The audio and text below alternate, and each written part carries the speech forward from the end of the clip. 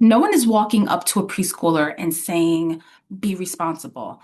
That's not language children understand. And honestly, it's not how responsibility actually develops anyway. So, what does happen is this. We want children to take care of their things. We want them to clean up after themselves, and we want them to try before giving up. And when those things don't happen, it can feel frustrating, especially when we're not sure what's realistic for their age. So in this video, we're going to talk about what responsibility really looks like for young children, where it actually begins, and how to support it in simple, doable ways. For preschoolers, responsibility does not mean remembering everything on their own, doing things perfectly, or acting like a much older child. Responsibility at this age is much simpler than that. So for young children, responsibility begins with one idea. And that idea is, this is something that I can take care of. That's it. So not everything, not all at once, just one small thing at a time. Responsibility starts internally with the child and their immediate world. So before children can think about how their actions affect others, they first need opportunities to take care of themselves and their own things. And that's where responsibility can grow naturally. So that internal responsibility can look like putting away the toys they were using. It can look like carrying their own backpack or lunchbox, trying to zip up a jacket before asking for help.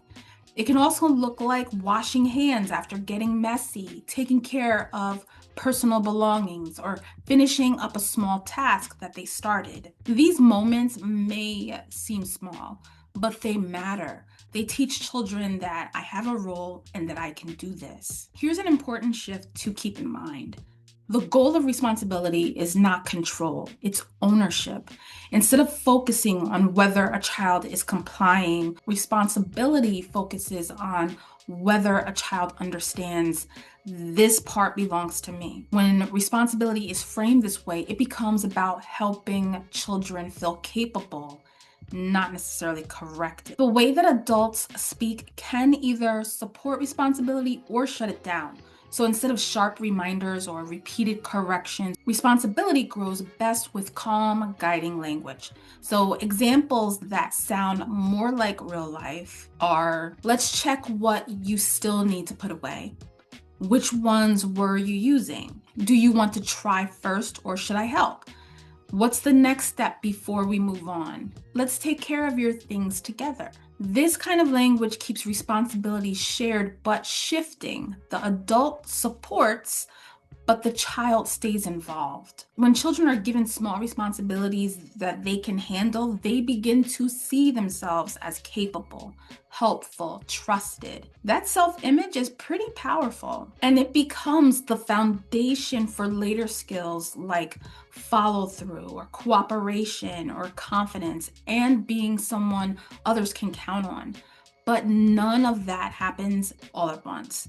It starts here with small, everyday moments. If a child forgets, or if they need reminders, if they don't do it the same way every time, that doesn't mean responsibility isn't happening. It means that it's developing. Responsibility grows through practice, support, and time, not pressure. Once children begin to understand what they are in charge of, something else starts to happen. They begin to notice that what they do affect other people. And that's where responsibility naturally expands beyond themselves.